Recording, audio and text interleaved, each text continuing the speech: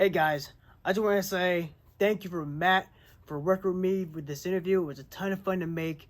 Congratulations, Matt, on graduating. It's a huge achievement. It was awesome sitting down, hearing your testimony, your values, and much, much more. I just say thank you for being an awesome friend, and I had a great time with this interview. All right, Matt, you got, 4 weeks left? 4 or 5, something like that. I think 4 weeks, someone told me early, 32 days or something. Something like that. I haven't kept track. How do you feel about graduating, man? You got 4 weeks left. You've been in school for Whole life. yeah, since pre-K or something? Yeah. Pre-K up till now, and you're graduating in 4 weeks. What's going through your mind right now? There's so much going through my mind right now. I mean, just, focusing on, finishing up your classes, applying to all these different places, interviewing with multiple different companies, just trying to figure out the next stage of your life and where you're really going to end up. Where am I going to move? What is my 5-year plan, really? The first step is so important that, honestly, there is a little bit of pressure. And, a lot of people ask me in the winter months, how does it feel you're going to graduate in May? How does it feel you're going to graduate in May? It never hit me. Yeah. And I got the confirmation email that was hey, you need to order your cap and gown, and that's when everything started to go into motion. There's a little bit of a nervousness, especially just the uncertainty of really where you're going to end up and everything. But I embrace it, and I know it's a unique stage of life, and I'm just embracing it for what it is. I remember being in high school, and it didn't hit me. So we had graduation on the football field. It didn't hit me until I walked on the field. And the guy named John was in front of me. He's like, "John, we made it! We made it!" And I was it was wow, we made it. And I feel like it's a bigger experience now. You talked about your 5-year plan. Do you have any idea of your 5-year plan? Take us through that 5-year plan. I mean, I really want to move south. You love the South, don't you? I love South. The Florida. weather, man. It's so much warmer. I hate the cold. This Lancaster weather. Yeah, well. Up and down. Yeah, but it gets cold in the winter months here. Too cold. I really want to, keep pursuing HR. I worked, 10 months in HR and did a little bit of marketing too, rebrand, social media stuff. But HR is really a field that I kind of fell in love with, and I definitely want to start there and work towards that, because HR is very people oriented and very much just helping your employees, caring for your employees. And I feel it's a way for me in a corporate environment to to show love to people and show that they're valued and cared for, while being able to display company culture. And so definitely want to be a part of a stable organization that is growing and is developing in the right way. Yeah. Because with the corporate environment, unfortunately, there are some downsides and some bad apples. But definitely just trying to join something. I want to join a company that's special to be a part of. Yeah. With HR, there's a lot of good stuff, but how do you deal with the bad stuff? Because you can get a lot of wild stuff in HR. Yeah. How do you deal with the bad? I've always wondered how, when something like that comes across your desk, how do you handle that?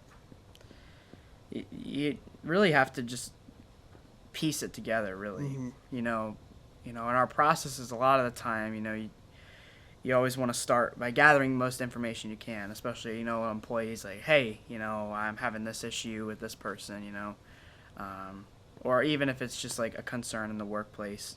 Gathering the information is important before making a decision. And luckily, being a part of an HR team where it was really focused on, doing that and really just coming together to make those decisions and really just having as much information as possible to make sure you make the right decision moving forward for the company and the person.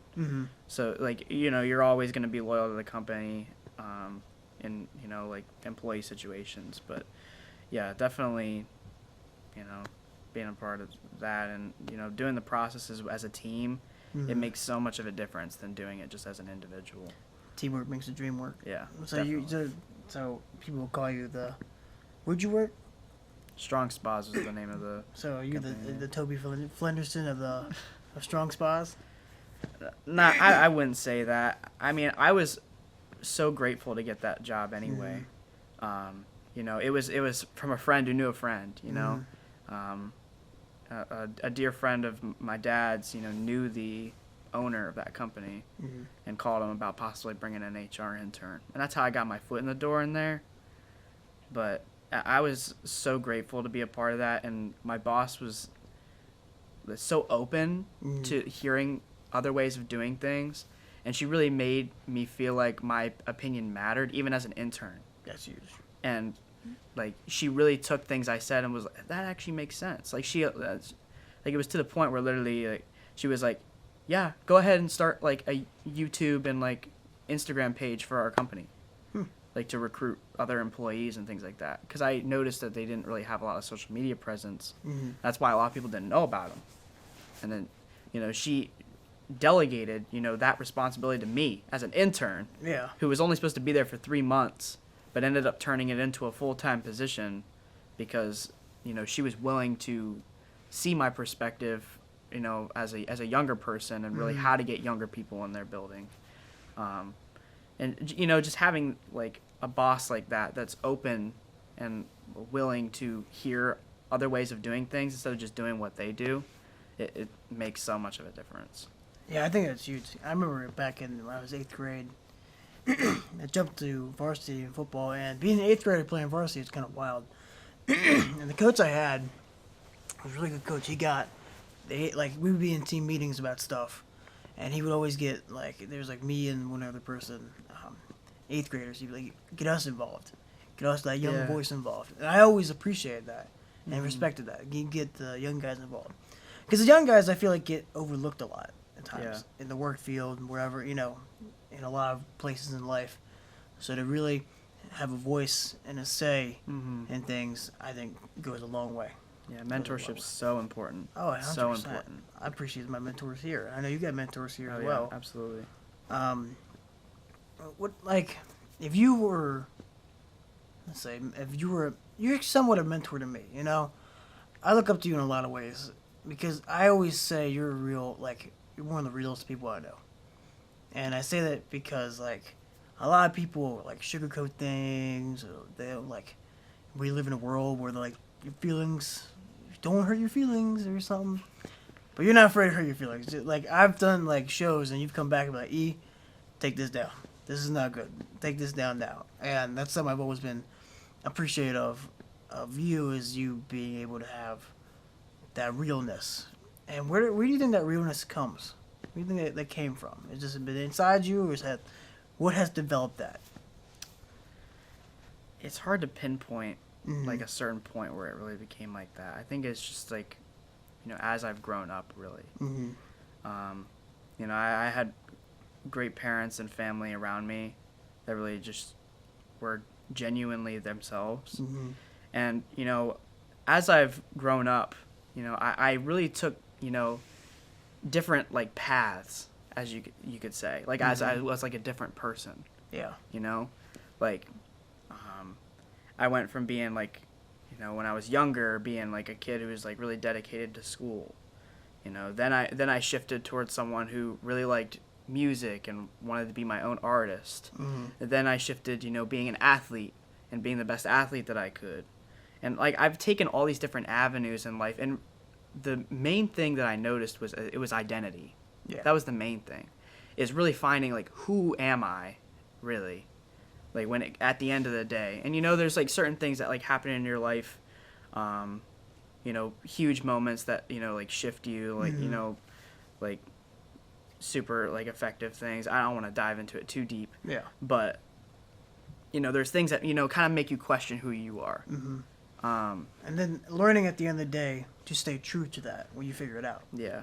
But I would say it definitely was a process for me to figure that out, because I didn't really know who I was. And it took me until I was late senior, even college, until I was this is who I am.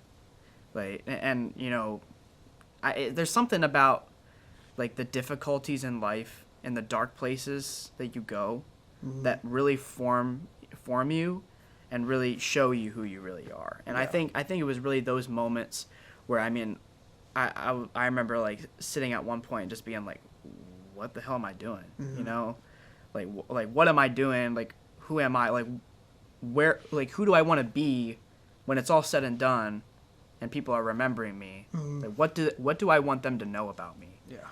And really just, thinking through that, Mm-hmm. that's really, where I was just like, you know what? I am who I am. This is the way I think. These are the experiences I've had. And being able to share that and not go away from that and not let, the surroundings or the people around you change that about yourself. Mm-hmm. I think that's huge. For me, that, like, those conversations with yourself, Mm-hmm. I feel like, for me, I call those grow up moments. Like, I Mhm. have times where I'm like, all right, it's time to grow up. It's time to grow up. It's time to move on from this. It's time to go. And for you to find that out and you stick with that, I think that's huge. To stick with it, because a lot of people, they may find something about themselves, but in some ways, because it doesn't match what Mhm. they're being told, Yeah. they go away from it. So to find that and to stick with that, I think is huge. Yeah, and if you're not consistent, I mean, Mhm. people can't trust you. Because, I mean, if you flip back and forth between, you being a certain way, like, people are really not going to know, like, what side you really are, Mhm. But if you always, like, just stay grounded, you always do your thing, and, think the way you do, and don't let anyone change that. Mhm. Obviously, you want to be open to other perspectives and things like that, and I love Yeah. sitting down with people and really just hearing, their life story and, allowing that to, like, affect the way I think about things. Mhm. But, you want to stay grounded to a certain point where you're not swayed by Mhm. the things that talk about, like, especially, like, when you're growing in faith. Yeah. Like, you don't want to, be flippy-floppy. Like, you want to have the foundation in the rock. Because if you don't, like, people can just sway you with, a convincing argument or things like that. But really just being able to think on your own and be you, people do notice that, obviously. Oh, absolutely. And speaking of faith, I always wondered, what was your story? What was your story? What was your story, man? Like, my faith story. Yeah, what's your faith story? It's a long, windy road to get where I am now. Like, easy said and done. I grew up, luckily, in a family that, we're churchgoers, and I really appreciated that. But that doesn't necessarily mean that was my belief the whole time either. When you're like a younger kid, you're like swayed by it. I'm sure I was one of the little kids who raised their hand to be saved, things like that. Did you go to Awana? What? Awana. Awana? You didn't know what Awana is? No. It's like a little, like, Christian, like, kid thing. Oh, like a little camp? No, not a camp, but, like, it was, like, in your church. Like, in your church, like, a Awana club. You didn't do that? I'd never heard of that. You didn't hear of No. Awana? Wow. Like, we had, like, Sunday school. Is that, like, the same thing? No, Awana used to meet, for me, like, on, like, when it'd be, like, Wednesday nights. And, like, go to Awana.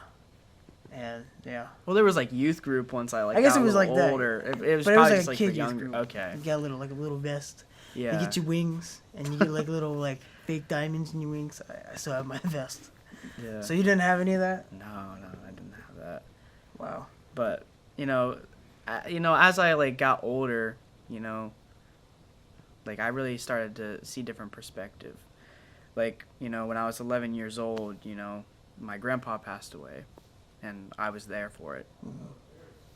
And that really put me into, like, a dark place as a young kid, where I was really, like, I remember being, like, 11, 12 years old and, like, wondering if God was real. Just because, like, that moment, like, it changes you, And I remember, like, just being, like, a rebel kid, really. And, always wanted to do my own thing. I didn't want to go to church. I didn't want to hang out with church friends. Like, I wanted to go out hang out with my public school friends, And eventually my parents started to really see the behavior that was shifting and seeing me, just being constantly angry or, violent to a certain like extent, Mm-hmm. and they ended up sending me to Meadowbrook, which was a Christian school that was like maybe 15 minutes from my house, and I remember being mad about it at first because I was like I don't want to go to school with all these like Christian These kids, Christian kids. Stuck-up like Christian they're all kids. like they're not gonna understand me, like they're not gonna understand what I think, Mm-hmm. But I've through going to that school, I met so many lifelong friends that I will When hold was on that? to forever. It was like going to 7th grade. So I'm pretty like sure. prime middle school years. So like so like I spent time in like middle school, at my public school, and then it shifted there. Mm-hmm. And I met a lot of good people, but I never really like accepted it really. Like I accepted the idea that like God was there, Mm-hmm. I like, accepted it, but I was like, well, I kind of angry at him, so like I don't want to talk to him, Mm-hmm.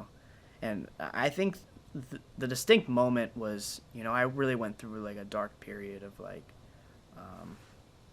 depression and things like that, mental health, where I was kind of at my breaking point, and we ended up going to a Bible camp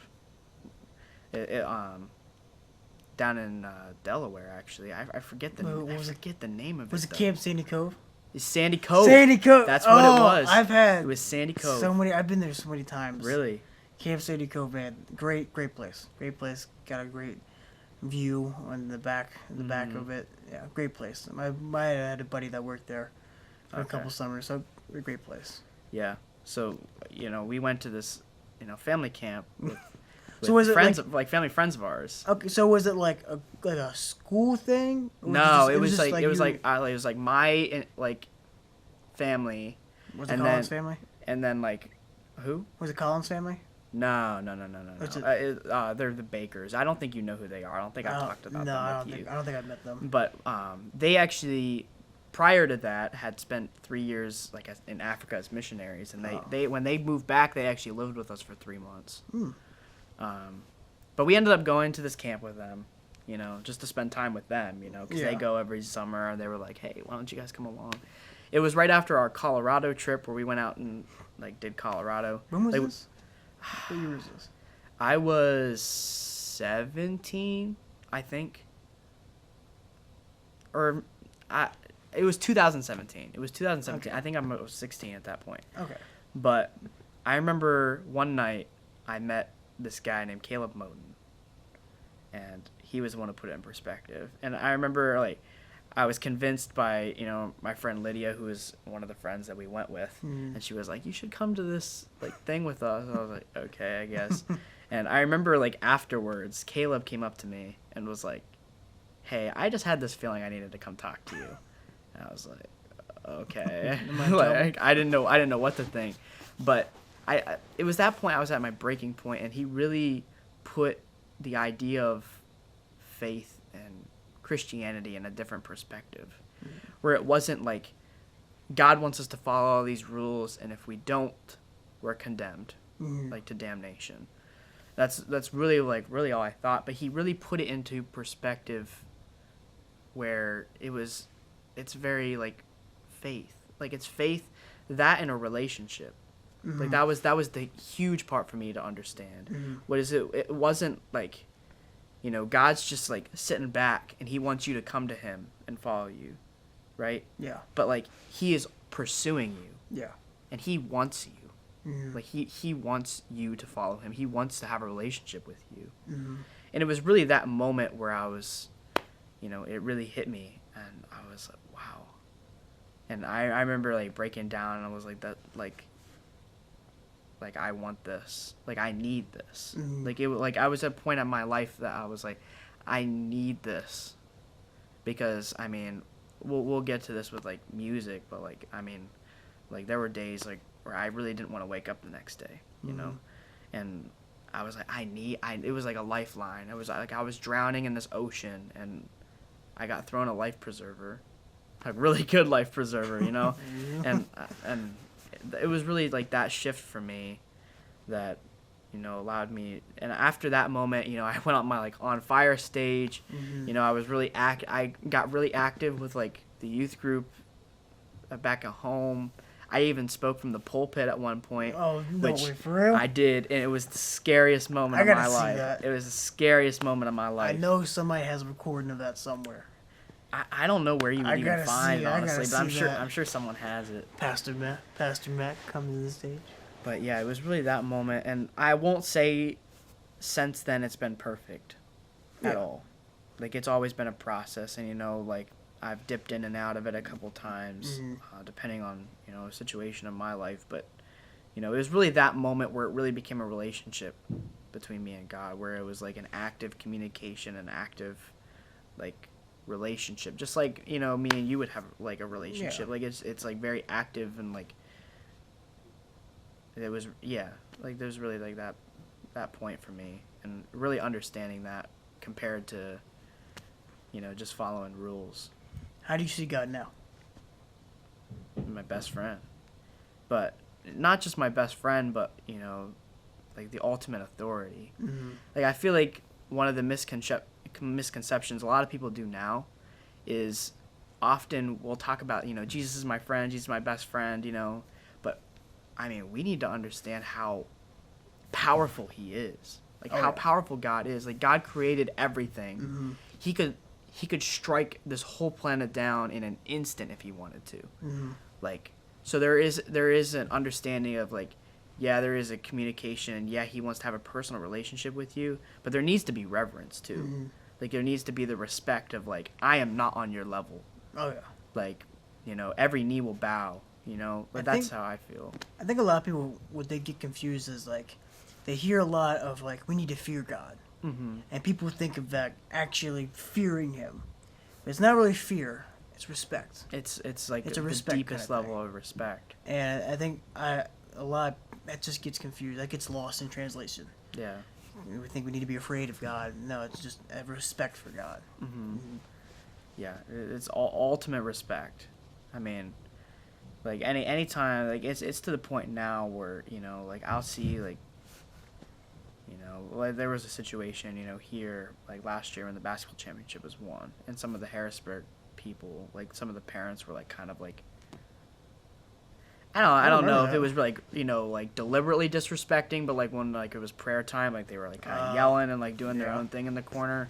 But like it's those type of moments where I'm like even if you don't like, even if Christianity isn't your thing, Still, like I need to have respect for it. And like like it's just like anyone else. Like if if you have a Muslim friend or something like that, like like you don't condone it, but you want to respect them. Respect their beliefs for like what they do. And I think that's an understanding that comes with maturity, and something that has developed for me. It's just just understanding that other people have perspectives as well, and that what you think isn't always the complete truth, because truth ultimately will come from it's developed from your beliefs, how you were raised, where you were raised, the people around you. Like it all mashes in your idea of truth. So like when people say truth is relative, I mean, there's one truth that is true, and that's God. Yeah. But like anything else, like when it comes to like culture or like beliefs, like outside of that, like it's very much dependent on like how you were raised. And luckily, I have a unique perspective, because I've went on a lot of trips and went overseas to a lot of different countries and seen how other people live. Like I've seen people live on dirt floors, like. And in the same perspective, like I kind of came from like two sides where, my dad's side of the family, I mean, they have money, right? Yeah. They have money. I wouldn't say they're rich, but like, like they have money. Like they're comfortable, you know? And then, my mom's side of the family, like it's very much, it was not like that. Like, a lot of her side of the family, like living in trailer parks or like, like not living in that like comfortable side. And I saw it, like between the dynamic of my parents growing up, where like even to this day, like I would say my parents live pretty comfortably now. But I can even see today where my mom always, looks for the best deal. Like doesn't want to buy like the high end price thing, where my dad would want to. But like you can just see like the side where like my mom didn't grow up with money. Mm-hmm. So like even when you have like get money, you know, later on in life, like you still tend to do the same thing where you're like, I don't want to spend that because like I don't know. But like if you look in their checking account, they have plenty of money to be able to spend that on like, you know, like a $500 phone. Mm-hmm. But like if this phone's $300 though, we could save a lot of money that way. It reminds me of the famous clip that goes around of Eminem calling his agent. Remember he had can I afford this Rolex? Yeah. After he just sold I don't know how many albums. Reminds me of that. Kind of like a don't forget. Not like a don't forget, but I won't forget. Like it's like ingrained Mm-hmm. at that point. And being able to have both of those perspectives growing up, it really like allows me to, you know, like see other people's perspectives too. Like really like understand like, you know, like where they're coming from. Like I know like a lot of times when people talk about like, you know, especially like the drug community and things like that, where, you know, they'll be like, well, they're just always like on it, you know, they get out and they always end up going back in. Like it's just like this process. But the thing is that a lot of people don't understand is like if you went into their point of view, you would understand so much more of why they do that. Because a lot of the times, a lot of these people in these drug communities, like they do drugs, they get arrested for it, they go to jail for some amount of time, they have to do rehab for it, right? And they do well enough, like when they get out, they can get out, you know? But the problem is that when they get out, we put these people right back in the same community they came from, with the same dealers on the street, and then we criticize them for going back to it. But when you let them out, after you completely change their world, you let them out, and then you put them in the same exact community they were in. Like that's all they know. That's all they know, and they go back to it. And I feel like, you know, just being able to understand like the perspectives of that, and, you know, especially like, you know, hearing like the stories about Compton and, you know, how the black community is very poor, like on their side. But it was because like the way their city was structured, like there was the black community, the white community, and then the jobs. So people like for the jobs were being hired from the white community because they were closer, and then the people from the black community don't have any transportation to be able to get over there. So they can't get the jobs. And you know, we think it like it's race based, but like sometimes it's like economics, you know, and just being able to understand, you know, where people come from. You know, understand, like, take the time to really get to know people and why they do what they do and why they think what they think. And I think we would understand so much more about, you know, the people that we're around, honestly. So you think there's a lot of quick judging that goes along? Absolutely. I mean, with the internet, Oh, yeah. you see something and someone's commenting in 3 seconds, but they just read the headline. Like, you don't know the whole story some of the time. And I think it's just sometimes taking the time to really understand, you know, what really happened and why it happened. It helps you, you know, have a more consistent perspective and be able to really understand. Like that word maybe. Yeah. Like, maybe, you know, maybe this, maybe that. You know, you don't know. Yeah. You don't know. Yeah, and like as a white, you know, suburban person who grew up in like the suburbs, like I don't know what it's like to live, you know, in the poverty of a black community. Like I don't understand what that's like. Yeah, my cousins are Puerto Rican, you know, so like you get their perspective, but like I don't understand what it's like to do that, and I will never act like I understand because I don't. But you know, when I do meet someone who comes from that background, I take the time to understand their perspective, so I have more of an idea of where they come from. But like I feel like a lot of people, you know, when we talk about like, you know, other areas of the world, like we kind of like think of them in a certain way, but we don't take the time to really like understand it, or sometimes like we'll pretend to understand what they went through, but you don't For like a certain amount of time, like the war in Ukraine. You know, we'll pretend this and that, but then like 2 weeks later. But you don't know what it's like to live in the Ukraine. Like someone sitting right here in America where we're not under attack, like we don't know what that's like. And in the same light, like we don't understand what it's like to live in Russia either. Because, you know, we might like you might say that and you'd be like, oh well, these people are like this, like you might not actually know. So like, you know, just taking everything with a grain of salt, that way definitely. I think of when you think of like judging, you know. Yeah. I think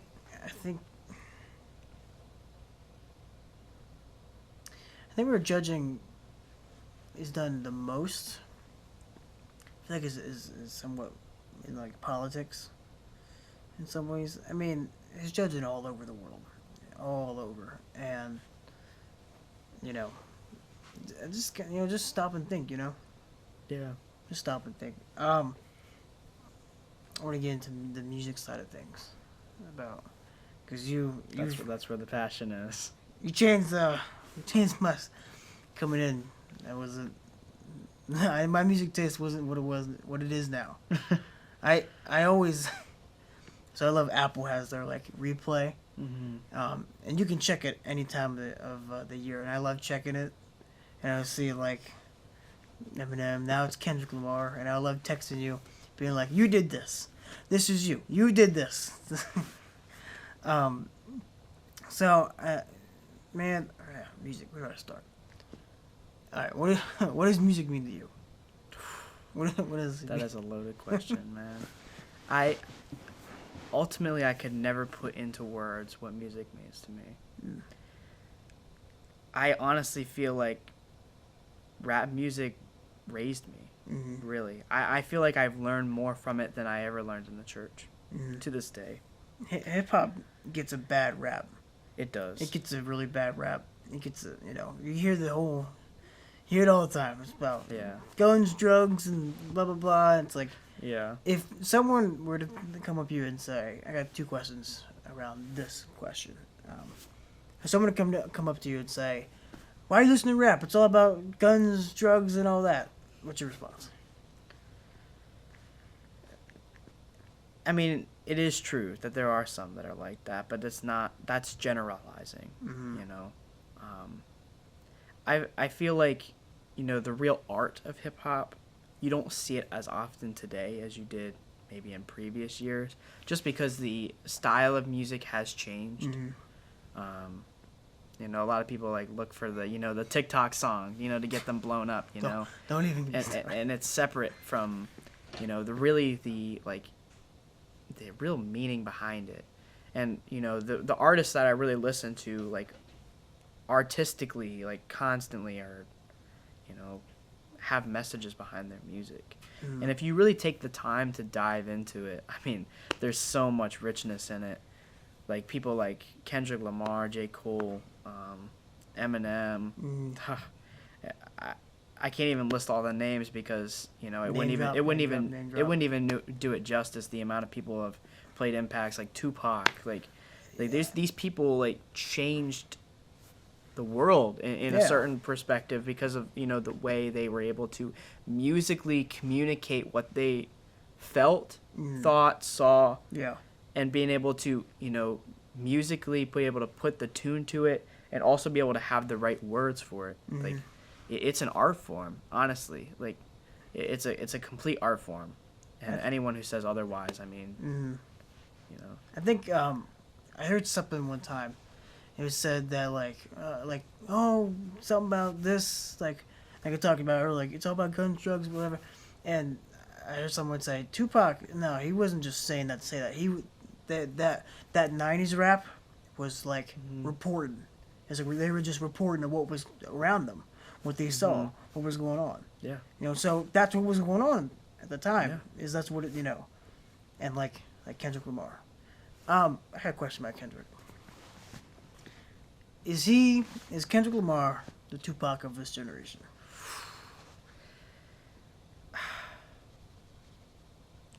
I don't think you can give anyone that title, just because Tupac was so foundational for that generation that it's really hard to compare. Yeah. I hate when people do the comparisons, like Kendrick or Eminem, Kendrick or Jay-Z or Tupac. Like, I hate when people do these comparisons because each artist comes from a different background, and each of them are talking about different things that they interact with. Yeah. But I mean, for me, Kendrick was a huge part of my development as a character and, as a young kid. I mean, my household, my dad, he listened to like the oldies like Run DMC and LL Cool J. On the side, he had other music taste too, and my mom, listened to some Snoop and stuff like that, in college and That's things wild. like that. But the household I was in, they didn't like play rap music around the house. Like that just didn't happen. Like it didn't play around the house. So it really took me to stumble upon it to really find it. And I remember the two first albums I ever listened to were Rolling Papers by Wiz Khalifa and Good Kid, Mad City by Kendrick Lamar. Those were the two like first ones when I was really young and like listening to them. Two great albums. Great albums. I mean, great albums. But like Kendrick is one I stuck with, and the things Kendrick talks about in his music, I mean, are just so real. Like it's so real, and Very real. and a lot of the things that he talked about in his music, like especially that Good Kid, Mad City album, Damn, once it came out in my high school days, and Mr. Morale that just came out last year. I mean, all three of those albums like hit for me personally because I feel like I've been in the same spot, or like, and that's a part of like his artistry was making like, even if you haven't experienced everything he's experienced, it allows you. He takes you into he takes you into his world and makes you feel what he felt. Especially with like Mad City. Yeah. Like that one, and like The Art of Peer Pressure. The two that come to mind. Yeah. Like The that's Art of Peer Pressure. That storytelling of him. Yeah. Like Sing to Me. Oh, like, sing to me. Oh, being someone who's lost friends, family. The things he talks about in his music, I mean, it's just so real and connects with me. Like, when I said that, like, there were days I didn't want to wake up the next day. The only reason I wanted to get up was to be able to put my headphones back on and play the music, because it, like, soothed you, and instead of just feeling those emotions inside of you and dealing with, those issues, it allowed, just through listening to it, it kind of felt like it was like taking it off your shoulders, Yeah. And having like similar messages like Good Kid, that album was so instrumental in me, and Damn, I mean that whole album, I mean, like I felt like he was just like, I felt like we were in the same world, because I struggled through the idea of damnation and the idea of once I got the promotion, and dealing with the idea of the fear of greed, the fear of not being humble, or the fear of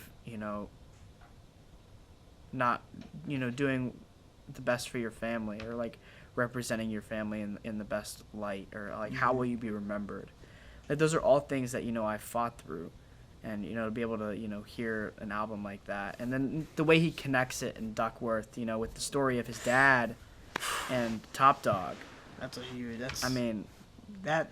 Like it's a cinematic masterpiece, and that's an album that literally like I listen to probably once a week straight through, like straight through from top to bottom. Like I listen to it, and then the Mr. Morale album. A lot of people kind of had mixed feelings about it.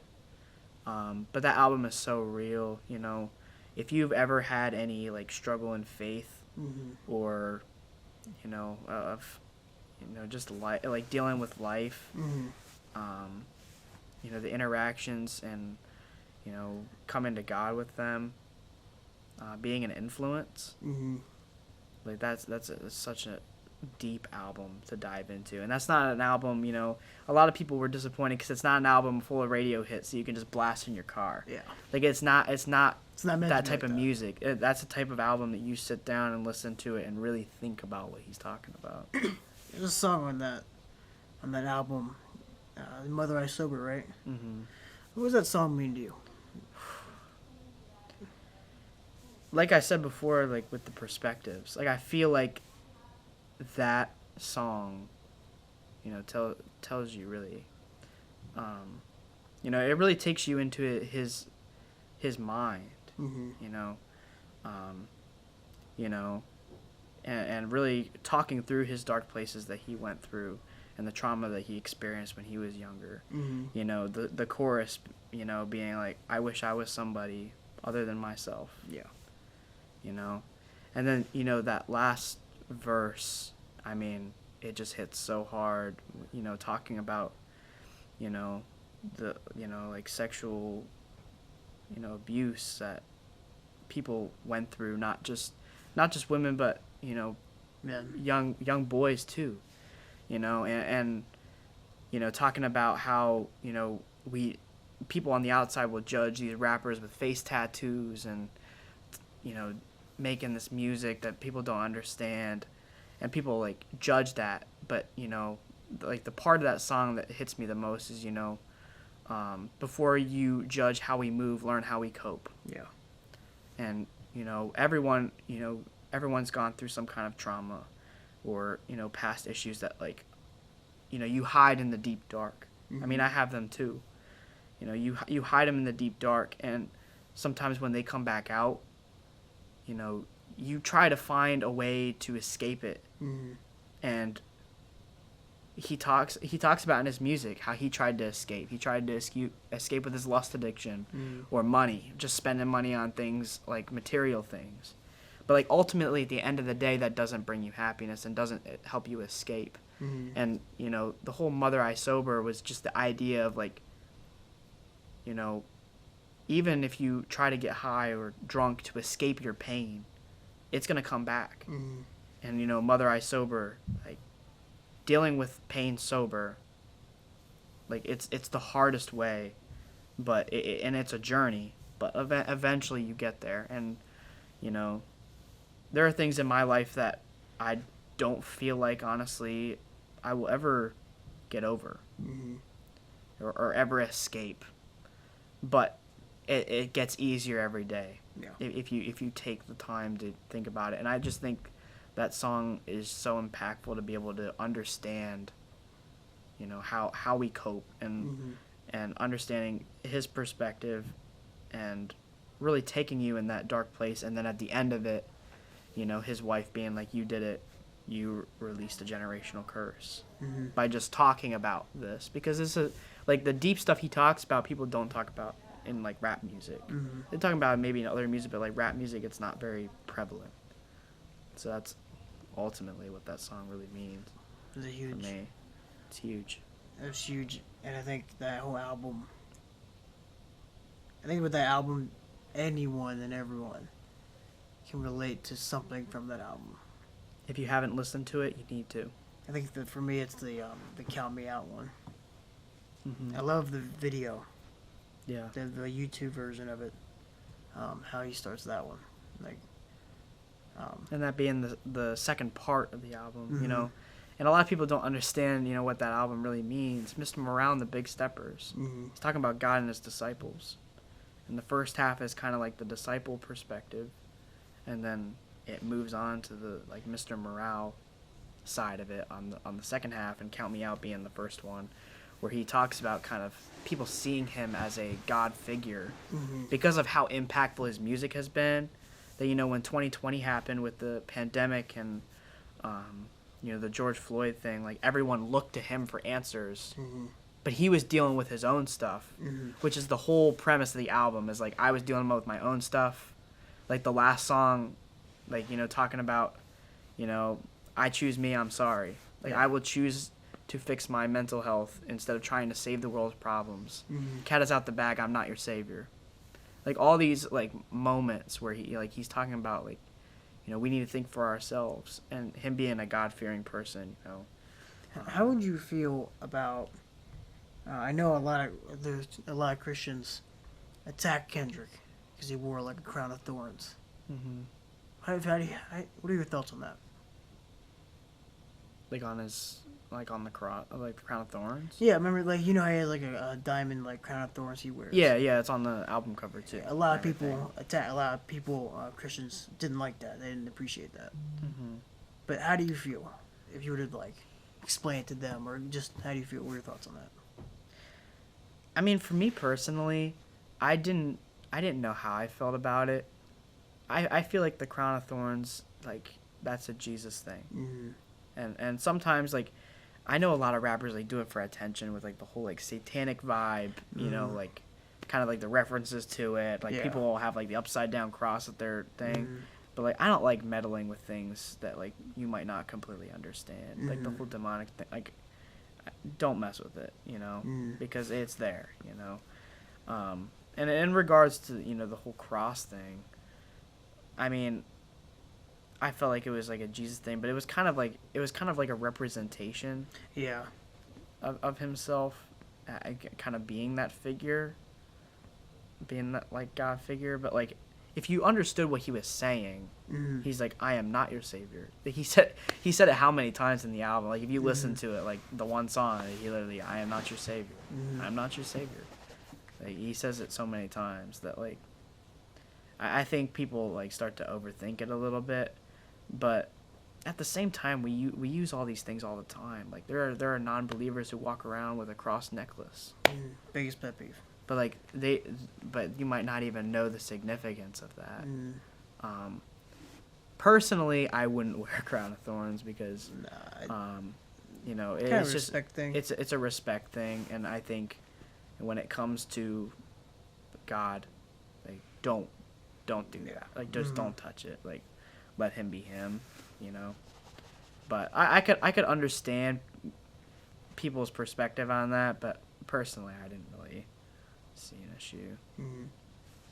I want to transition to your family. You know, what does your family mean to you, and how have they helped / like carried you through this college journey? Now that you're at the end, you know, you're about to move out. Yeah, how's that? I mean, my family's so important to me, and I'm so grateful for them, honestly. Knowing so many people who've come from broken homes, and for me to have, you know, a stable home, loving parents, a brother, cousins that are like siblings to me. I mean, it means everything, you know. Family above all. I mean, I would put my neck out there for any single one of them. I'd go to bat for any single one of them. You know, I'm a big family person, and, you know, especially, you know, their patience with me throughout the years. You know, when I went through dark places, or you know, those moments that were tough, and, you know, you kind of distance yourself. They were always there. They were always there, and it was like always welcomed you back. Like, it was like, if you need to take time away, like, you do that. Like, if you need to go lock yourself in a room tonight, like, go ahead. Like, they don't, like, but it was always like, you were always welcome back here. It always made you feel like it was home. And, you know, my cousins who, you know, moved up to PA later in life, I mean, the older ones, like, you know, Ben, Jeremiah, I mean, like, they're like brothers to me. You know, we did a lot together, and I couldn't put to words, you know, what they mean to me, and even their, you know, younger siblings, and Janelle too, who's their older sister, you know, and Abraham and Samantha, you know. I always wanted to be a figure to them where, you know, they could look to me as the older brother, and, you know, be someone they could come to for advice, or even just to, you know, goof around, you know, just being there in their life. And because my family before me was, you know, always there, you know, I couldn't name a time, you know, my dad missed a game, you know, when I played sports. You know, my grandparents always tried to make it to the games, you know, like, they were just there. They were present, you know, even when you didn't want them to be, you know, like, when they're yelling in the corner, you know, for your name and everything, but they were always there. And, you know, and I see that in myself, you know, when I am trying to be, you know, a figure to, you know, my younger family, Mm-hmm. I see the same thing where I just want to be present and be around, be available for them. Like, I want them to always feel like if they have something going on, they don't have to be scared to come and talk to me, or even just chill with me. And that dynamic is definitely so impactful, and it means so much. 100%. Yeah. So wrapping up here, I got one more question for you. So at LBC, there's an orientation, right? Mm-hmm. Wow, they call it Wow Weekend, right? Yeah. They have like games and stuff, and usually freshmen are to attend. Did you attend that? Yep.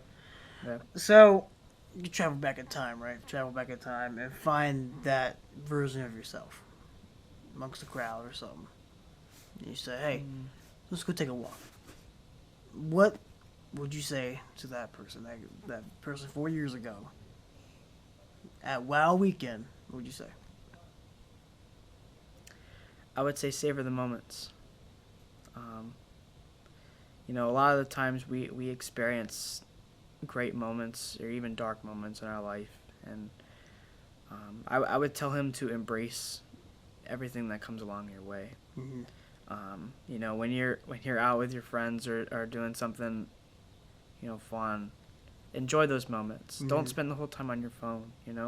Put it down and just soak in those times. Like, when we went on, our one spring break trip and went to Florida, I mean, you savor those moments because you're not going to get them again. Mm-hmm. And savor your interactions too, like when you having coffee with a friend, or, going to talk to your professor. Like, enjoy those moments and savor them because, I mean, you never know if you're ever going to get a moment with them again. Mm-hmm. Whether you're in separate ways of life, maybe one passes on. Like, you never know when you're going to get the next opportunity to do something. Mm-hmm. So savor those moments. Like, I know, so like some of our memories, like me being able to be a part of your show. Mm-hmm. Us playing flag football together. Throwing every week. Like going out and working every week, and luckily we'll be able to play in the Peter Bowl for one last round.